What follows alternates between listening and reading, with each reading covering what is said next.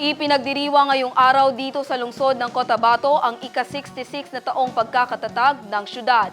Kasabay ng selebrasyon ay ang formal na panunumpa sa tungkulin ng mga nanalong kandidato sa lungsod na pinangunahan ni re-elected Mayor Bruce Matabalaw. Ang detalye sa report.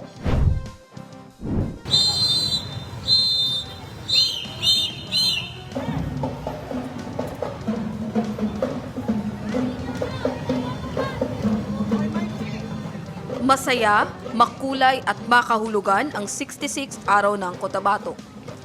Alas 6 pa lang ng umaga maririnig na ang mga tugtugin mula sa City Plaza hanggang City Hall. Tumingkad ang berdeng kulay sa parada. Nagkaroon ng programa na pinangunahan syempre ng Cotabato City Local Government Unit.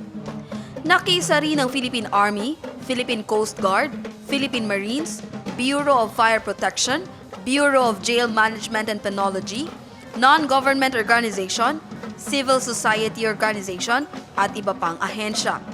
Sinunda naman ito ng panunumpa sa tungkulin ng mga nanalong kandidato sa lungsod sa katatapos na halalan na pawang mga kaalyado ng United Bangsamoro Justice Party. Pinangunahan naman ito ni re-elected Mayor Bruce Matabalaw kasama ang newly elected Vice Mayor Johair Madag at kanilang mga konsehal.